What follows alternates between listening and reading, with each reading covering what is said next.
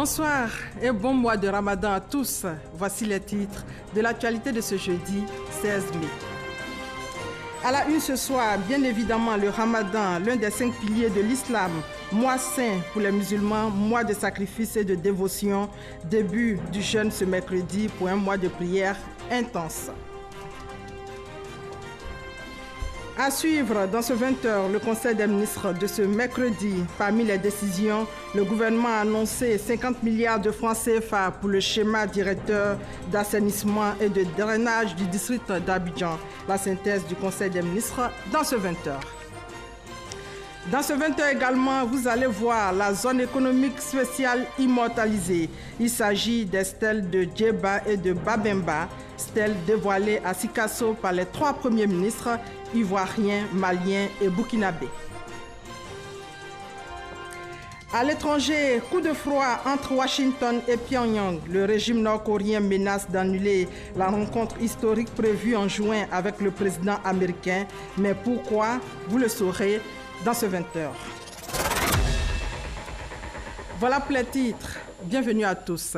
C'est parti pour le Ramadan. Après la rupture, il y a plus d'une heure, place à la prière dans les mosquées. Aujourd'hui, premier jour de jeûne. Pendant un mois, les musulmans ne doivent pas manger, boire et fumer. Ils ne doivent pas entretenir de rapports sexuels de l'aube au coucher du soleil. Les prières et les lectures coraniques sont aussi au rendez-vous, sans oublier les actes de bienfaisance. Le Ramadan qui coïncide avec la saison des pluies. Les prévisions annoncent d'abondantes pluies les semaines à venir. Pour éviter le pire, le gouvernement a pris des décisions importantes ce mercredi en Conseil des ministres pour le bien-être des Ivoiriens. La synthèse du Conseil des ministres avec Awa Touré. Le Conseil des ministres, ce mercredi 16 mai, présidé par le chef de l'État, a fait le point sur les dégâts consécutifs aux pluies diluviennes des 10 et 11 mai 2018. Le bilan des inondations provoquées par ces précipitations, de morts et d'importants dégâts matériels. Pour faire face au risque de catastrophe, puisque nous ne sommes qu'au début de la saison des pluies, le Conseil a arrêté un certain nombre de mesures, et principalement des mesures qui renforcent celles qui existent déjà. Il s'agit notamment de l'intensification de la sensibilisation. Il s'agit également de la mise en place progressive d'une police de l'environnement et d'une police de la construction et de l'urbanisme, chargée donc de faire respecter les règles dans ces domaines, de l'implication des collectivités dans les activités de curage des ouvrages, du relogement temporaire des ménages déguerpis ou déplacés, de l'alimentation des fonds d'assistance aux sinistrés et du renforcement du fonds d'urgence épidémie du ministère de la Santé et de l'Hygiène publique. Pour réduire les désagréments liés aux intempéries, le Conseil a décidé de la mise en œuvre d'un plan d'envergure, le schéma directeur d'assainissement et de drainage du district d'Abidjan. La mise en œuvre du schéma directeur d'assainissement et de drainage du district d'Abidjan permettra d'améliorer le fonctionnement global des réseaux et de limiter significativement les dysfonctionnements en période de pluie intense. Le coût global de la mise en œuvre de ce programme est évalué à 530 milliards de francs CFA. Cela va concerner la période allant de 2018 à 2033. Ce plan va comprendre la réhabilitation d'installations existantes. Et il s'agit en particulier de travaux concernant 157 km de réseaux enterrés aujourd'hui dans la ville d'Abidjan, la remise en état de 4 stations de pompage. Et il y a bien entendu des travaux neufs. Pour les travaux neufs, il faut compter plus de 600 km de réseaux enterrés, 33 stations de pompage, 7 stations de dépotage de boues de vidange, 4 stations d'épuration. Le gouvernement, qui entend par ailleurs préserver le patrimoine routier de la Côte d'Ivoire, a adopté un projet de décret portant réaménagement de la gestion de l'entretien routier. Il s'agit d'un dispositif d'entretien préventif du patrimoine routier national dont la mise en œuvre est confiée à la Direction générale des infrastructures routières, la DGIR.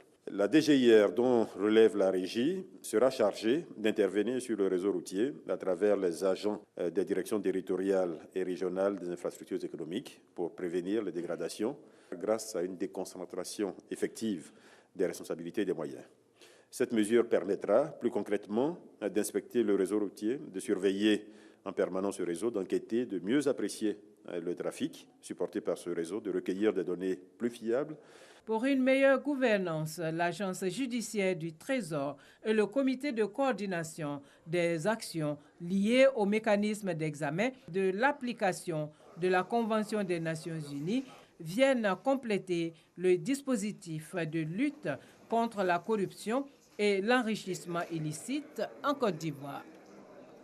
Le Premier ministre Amadou Gon Coulibaly était ce mercredi après-midi à la zone industrielle de Makori pour poser la première pierre de la nouvelle ligne de transformation de cacao de la Société africaine de cacao. Une nouvelle ligne de transformation qui devrait accroître la capacité de transformation de cette société d'environ 20 000 tonnes et créer une cinquantaine d'emplois directs. Le reportage de Jean-Louis Gbangbo. La Société africaine de cacao, SACO, filiale ivoirienne du groupe Barry Callebaut, entend contribuer à une meilleure transformation du cacao en Côte d'Ivoire. La pose de la première pierre de cette nouvelle unité de transformation sonne comme une réponse à l'appel du gouvernement ivoirien. Cet investissement s'inscrit dans le cadre de la convention que la SACO a signée avec le gouvernement de Côte d'Ivoire, à travers laquelle on s'est engagé sur 5 ans à investir pour augmenter très significativement nos capacités de transformation dans le pays, aussi bien ici en zone 4 qu'à San Pedro. Améliorer la compétitivité et garantir le développement du secteur de la transformation du cacao, c'est l'objectif du gouvernement qui a mis en place un ensemble de mesures pour encourager l'investissement dans le secteur. Les mesures prises pour accélérer la transformation portent notamment sur la garantie d'approvisionnement en matières premières à des prix accessibles, sur des soutiens financiers et différents mécanismes d'accompagnement technique. Le gouvernement a notamment accordé aux transformateurs les abattements sur le droit unique de sortie à acquitter en fonction du degré de transformation des fèves. Le gouvernement entend poursuivre ces réformes en vue de faciliter des partenariats stratégiques entre les groupes de transformation installés en Côte d'Ivoire et ceux de la distribution des pays grands consommateurs de chocolat au monde. Avec ce nouvel investissement, le groupe Barry Callebaut apporte la preuve que la Côte d'Ivoire offre d'excellentes conditions pour la transformation locale du cacao, démontrant ainsi que de grands groupes peuvent investir dans l'industrie du cacao en Côte d'Ivoire. La quantité de fèves transformées en Côte d'Ivoire est estimée actuellement à 577 000 tonnes. L'extension du site de la zone 4, qui a nécessité un investissement de 30 milliards de francs CFA, permettra à la SACO de doubler sa capacité de transformation depuis 2019. Elle générera une cinquantaine d'emplois directs permanents. Troisième titre de ce journal, direction Sikasso. Là-bas, le tourisme est un pan important du développement de la zone économique spéciale composée de Sikasso, Korogo et Bobo-Dioulasso. Les stèles de Thiéba et Babemba ont été dévoilées à Sikasso par les 3 premiers ministres ivoiriens, maliens et burkinabés. La visite de cette zone immortalisée avec Adama Kouné. C'est au son du balafon que les régions frontalières du Mali, du Burkina Faso et de la Côte d'Ivoire ont décidé d'unir leur destin économique à travers le projet Sikobo, Sikasso, Korogo, Bobo-Dioulasso. Autrement dit, au commencement était la culture.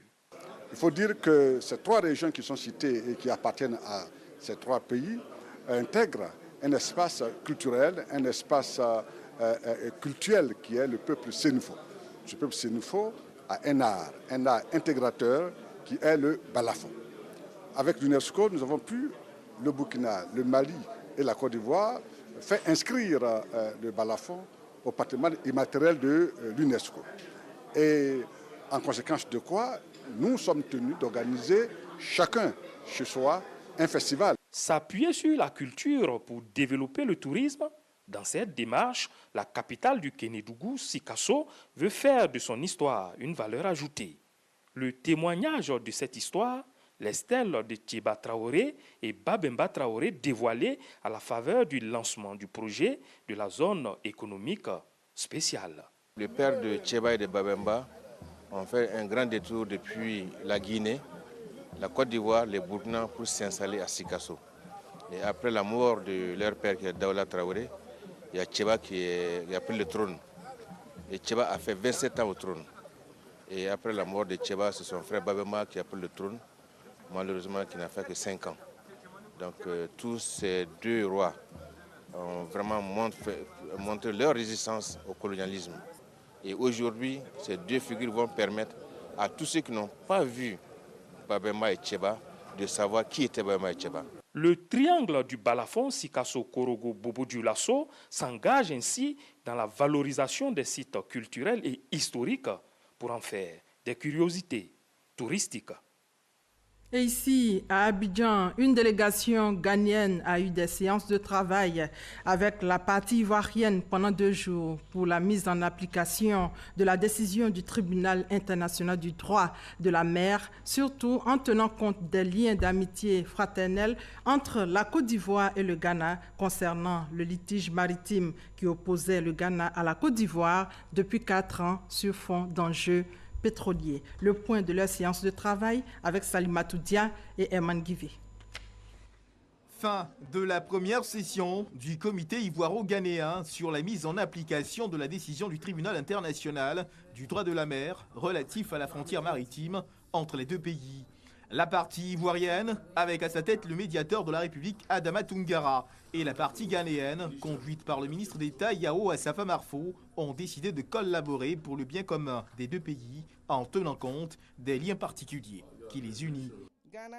Le Ghana a informé la Côte d'Ivoire de son intention de déposer officiellement les coordonnées des points décidés par la Chambre spéciale du TIDM, ainsi que les cartes correspondantes auprès de l'Organisation des Nations Unies et d'autres organismes internationaux compétents en temps voulu. Le Ghana prend acte des copies physiques et électroniques des 2 cartes à elle remises par la Côte d'Ivoire comportant le tracé des points issus de la décision du TIDM. Le Ghana prend également acte du projet d'accord cadre de coopération en matière de frontières maritimes, d'hydrocarbures et autres ressources entre les deux pays à elle remis par la Côte d'Ivoire en vue de la mise en œuvre de la décision du TIDM à court et à long terme. La Côte d'Ivoire et le Ghana ont également convenu de poursuivre les réunions afin de coopérer davantage dans le cadre de l'accord de partenariat stratégique conclu entre les deux chefs d'État le 17 octobre dernier. Les parties ont convenu de ce qui suit. Poursuivre la collaboration dans la mise en œuvre de la décision du TIDM, poursuivre d'autres engagements dans le cadre de l'accord de partenariat stratégique ASP conclu entre la Côte d'Ivoire et le Ghana le 17 octobre 2017. Une rencontre devrait se tenir à Accra dans les mois à venir entre les deux pays. Le gouvernement ivoirien travaille à la construction et à la livraison des logements sociaux et économiques. Le ministre de la Construction, du Logement, de l'Assainissement et de l'Urbanisme a annoncé lundi dernier à Abidjan ici la livraison de 10 000 logements d'ici à la fin de cette année. Reportage Francis Boifo. Logements sociaux et économiques. Le gouvernement a décidé de mettre les bouchées doubles pour satisfaire les demandeurs. En 2017, nous avons livré aux alentours de 4 700 logements. Notre objectif pour 2018 est de livrer 10 000 logements. Et avec l'appui de l'État, Sikoji est en train de reprendre les programmes. Et nous enregistrons aussi de nouveaux promoteurs nationaux, locaux internationaux qui sont arrivés en Côte d'Ivoire pour pouvoir produire des maisons. Le président des promoteurs immobiliers agréés de Côte d'Ivoire invite les opérateurs à accompagner l'État. Il y a un cahier de charges qui a été mis en place. Il y a des engagements qui ont été pris vis-à-vis de l'État, vis-à-vis des acquéreurs. J'invite donc tous les promoteurs, quelle que soit la taille des promoteurs, de respecter ces engagements-là, d'être professionnels et de crédibiliser la profession que nous faisons. Invité dans le cadre de concertation État-secteur privé, le ministre de la Construction, du Logement, de l'Assainissement et de l'Urbanisme a annoncé un vaste programme d'assainissement avant de s'attaquer au projet d'urbanisation selon le nouveau schéma directeur de la ville d'Abidjan. Et une mission commerciale autrichienne séjourne en ce moment en Côte d'Ivoire. La mission a été reçue par le gouverneur du district d'Abidjan. Elle a dit être intéressée par les chantiers de la Coupe d'Afrique des Nations prévus en 2021 en Côte d'Ivoire. Lansine Bakayoko pour plus de détails. On connaît l'Autriche pour son expertise en matière de textile, notamment dans la fabrication de beaux basins brodés. Mais au district d'Abidjan, où la mission commerciale a été reçue, les 15 entreprises en prospection ont montré un intérêt vif pour la construction des infrastructures sportives liées à la Coupe d'Afrique prévue en 2021 en Côte d'Ivoire. Nous avons amené plusieurs entreprises qui vont chercher des partenaires, des possibilités à contribuer à le développement, la préparation de ce grand événement en 2021. Mais l'expertise autrichienne étant mondialement reconnue dans d'autres domaines, comme la transformation agroalimentaire, l'aménagement urbain et les infrastructures socio-économiques, le gouverneur Beugri Mambé a invité ses hommes d'affaires à explorer ces champs. Et nous serons très heureux de collaborer avec ces entreprises parce qu'il y a beaucoup de choses à faire en Côte d'Ivoire et des opportunités sont nombreuses. Au plan commercial, la coopération entre Abidjan et Vienne reste à un niveau relativement faible et peu diversifié. De l'Autriche, la Côte d'Ivoire importe principalement du textile, des boissons et liquides alcooliques ainsi que du vinaigre. Quant aux exportations vers ce pays de l'Union européenne, elles se composent majoritairement de produits agricoles comme le café, le cacao, la noix de cajou, l'huile de palme et le melon. Tout cela pour moins de 20 milliards de francs CFA. La Côte d'Ivoire va donc abriter la CAN 2021. À 3 ans de la compétition, le comité d'organisation est à pied d'œuvre pour la réussite de l'événement. Pour sa première sortie officielle, son président, Fekese Lambert, était face aux populations de la région du Poro. Information majeure, Korogo va accueillir une poule de la Coupe d'Afrique des Nations de football Abidjan 2021. Reportage Kader Sogodogo. Lambert Fekese, président du comité d'organisation de la Coupe d'Afrique des Nations, COCAN, de football Côte d'Ivoire 2021, a réservé sa première sortie officielle pour le Poro. Un déplacement à Korogo, source de bonnes nouvelles. Je suis donc venu aujourd'hui pour vous confirmer de vive voix la désignation de Korogo par le gouvernement comme ville chargée d'abriter l'une des 6 poules de la Coupe d'Afrique des Nations.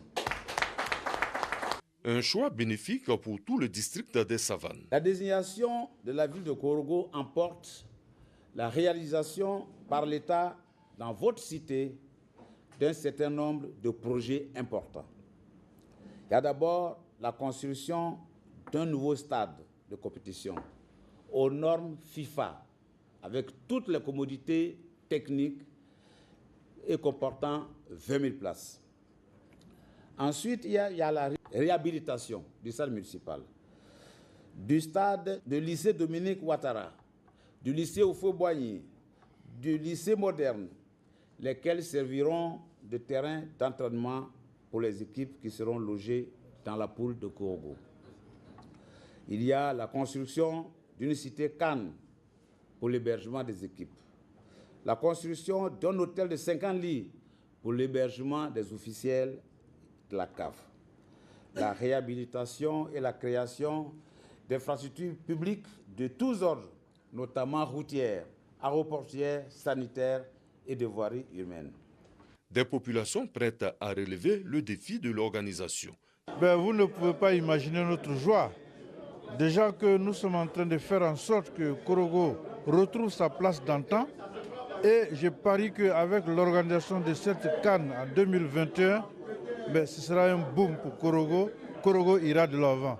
Vous avez vu les 3 préfets des 3 régions, à savoir le Korogo, la Bagoué et le Poro.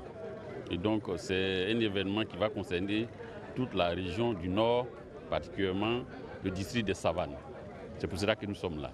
6 sites vont abriter la CAN 2021 de football. Korogo, Bouaké, Yamoussoukro, San Pedro et le 2 d'Abidjan. Le stade Félix Houphouët-Boigny et le stade de Bempé en construction. En bref, 5 commissionnaires en douane suspendus suite aux irrégularités constatées dans l'immatriculation des véhicules neufs au guichet unique automobile. Ce sont Éveil Transit Côte d'Ivoire, Société Ouest-Africaine de Transit, Amal Transit, Soum Cargo Transit et Karim Transit Abidjan. Par ailleurs, les propriétaires des véhicules frauduleusement immatriculés ont jusqu'au 30 juin pour procéder aux formalités de régularisation. Passé ce délai, les brigades des douanes en patrouille sur toute l'étendue du territoire national seront chargées de rechercher tous les véhicules en situation irrégulière.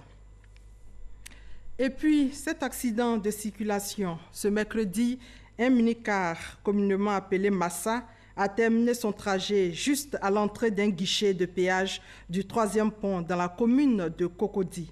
C'était peu avant 16 heures. Le chauffeur a perdu le contrôle de l'engin selon les témoins. En attendant un bilan plus complet, on enregistre plusieurs blessés graves et d'importants dégâts selon les secours. Parlons maintenant de la sécurité au travail. Certains travailleurs sont victimes d'accidents dans l'exercice de leurs fonctions. Alors, un forum est initié pour trouver une solution à cette situation. On fait le point avec Abou Sanogo. Inculquer la culture de la prévention durable aux professionnels, aux chefs d'entreprise et pouvoirs publics en vue de promouvoir la réglementation en vigueur. Ce sont les enjeux de ce forum sur la santé et la sécurité au travail.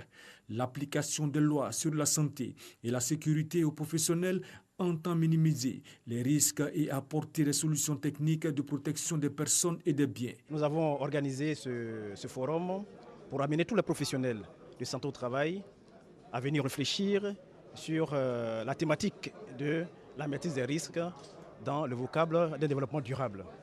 Toutes les activités humaines comportent des risques et il est important d'évaluer exactement ces risques-là afin d'asseoir une stratégie de prévention pour le bonheur des travailleurs et éviter que ces travailleurs-là ne soient malades du fait du travail. À travers des panels et conférences autour du thème, la maîtrise des risques pour une prévention durable. Les recommandations issues de cette première édition seront soumises au pouvoir public. L'accident de travail, de façon générale, ce qu'il faut dire, c'est que ça fait partie du quotidien des travailleurs. Partout où il y a des hommes qui sont donc en situation de travail, il faut s'attendre que ces accidents surviennent, surtout lorsque certaines dispositions ne sont pas prises. C'est pour cette raison d'ailleurs que nous pensons que la gestion des risques professionnels devait faire partie intégrante des politiques publiques, les politiques mises en place dans les administrations publiques. Les accidents de circulation, les incendies, la cybercriminalité, les accidents de travail sont souvent les risques auxquels font face les travailleurs dans l'exercice du métier. Et un mot de santé avec les phases finales de la 10e édition du concours inter-école sur le paludisme. C'est à Jacquesville, dans la région des Grands Ponts. L'initiative est du Programme national de lutte contre le paludisme. Il s'agit d'impliquer les écoliers dans la sensibilisation sur le paludisme. Franck Wadio. Face à face, EPP Irobo 2 et EPP Abraco, à travers le sketch, la poésie et le jeu des cracks, les deux établissements primaires du département de Jacquesville démontrent leur connaissance sur le paludisme. Nous sommes à la 10e édition du concours inter-école et au-delà d'une compétition, il s'agit pour le Programme national de lutte contre le paludisme de mettre les tout-petits en mission auprès de leurs proches. Quand un enfant vient dire à la maison, papa, maman, il faut dormir sous une moustiquaire imprégnée, je crois que la sensibilisation est passée. Parce qu'ils voient l'importance, ils ont touché du doigt le fléau. Donc avec eux, je crois qu'on pourra, comme on appelle, grandir avec des bons comportements pour une Côte d'Ivoire sans paludisme. Une Côte d'Ivoire sans paludisme, c'est possible selon le ministère de la Santé et de l'Hygiène publique. Les enseignants aussi y croient, eux qui, pendant l'encadrement des enfants, ont mesuré l'importance d'une implication dans la lutte contre cette maladie, première cause de mortalité en Côte d'Ivoire. Nous qui ne sommes pas dans le domaine de la santé, nous avons eu une formation et ça nous a permis de connaître beaucoup de choses sur le paludisme. Et même nous sommes allés au-delà, aller dans les villages, sensibiliser les parents à dormir sous les moustiquaires imprégnés. Il ne s'agit pas de prendre ces moustiquaires et puis aller faire des filets pour jouer au ballon ou bien aller à la pêche, non. Parce que cela a été fait dans un but, pour éviter le paludisme. Débuté le 14 mai, les phases finales de la 10e édition du concours inter-école sur le paludisme à Jacquesville prennent fin le 19 mai 2018. Ce communiqué de l'Assemblée nationale pour continuer, M. Soro Kibafori Guillaume, président de l'Assemblée nationale de Côte d'Ivoire, informe mesdames et messieurs les députés que la séance de travail avec débat le jeudi 17 mai 2018 aura lieu demain à 14h sur la nouvelle problématique de la carte nationale d'identité ivoirienne et la sécurisation de l'état civil en Côte d'Ivoire. Cette séance est reportée à une date ultérieure. Au chapitre politique, la première édition des journées de l'oufouettisme à Yamoussoukro, journée organisée par le mouvement Force 2015, elle vise à inculquer aux jeunes générations les valeurs qu'incarnait le premier président de la République de Côte d'Ivoire, Félix Houphouët-Boigny. Le reportage de Mahama Traoré, commenté par Abou Sanogo. Pour le mouvement Force 2015, la Fédération des organisations républicaines pour la cohésion et l'émergence, pas meilleur endroit que la Fondation Félix Houphouët-Boigny pour la recherche de la paix pour tenir les premières journées de l'oufouettisme. Journée placée sous le thème Parti unifié RHDP, unique alternative à la conservation des valeurs de l'oufouettisme. Nous jeunes, nous disons qu'il est important de garantir à notre pays la paix et la stabilité. Et donc, nous sommes d'accord pour le Parti unifié RHDP. Laurent Donafologo, invité spécial de l'événement, invite les partis membres du RHDP à s'inspirer des valeurs prônées par Félix Houphouët-Boigny pour bâtir le parti unifié. Le président Houphouët-Boigny insistait beaucoup sur l'unité. Donc aujourd'hui, si le président Ouattara insiste sur la même unité, pour moi, il y a continuité. Si chacun est d'accord de mettre l'intérêt supérieur au-dessus de tout, le reste peut se régler en discutant.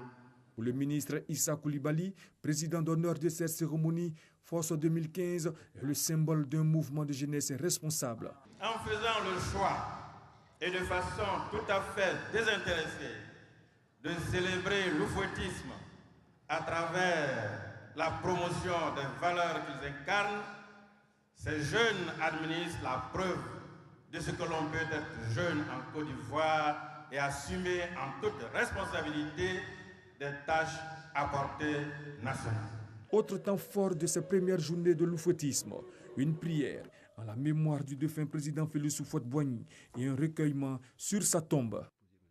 Le deuxième communiqué de ce journal nous vient de la CEI dans le cadre du lancement de l'opération de la révision de la liste électorale. La Commission électorale indépendante invite, mesdames et messieurs, les responsables des partis politiques à prendre part à la réunion qu'elle organise à son siège aux 2 plateaux, boulevard Latry, résidence Angois, route du Zoo, le mardi 22 mai 2018 à 10h. Chaque parti politique devra être représenté par un délégué mandaté. Après les coordonnateurs du Sud, la jeunesse urbaine du PDCI était en séminaire à Séguéla en vue de former les coordonnateurs du Nord. Une rencontre qui a mobilisé les responsables du PDCI-RDA de la région du Ouorodougou. Le PDCI-RDA est à la conquête de 1500 nouveaux adhérents. Nous y reviendrons certainement dans nos prochaines éditions.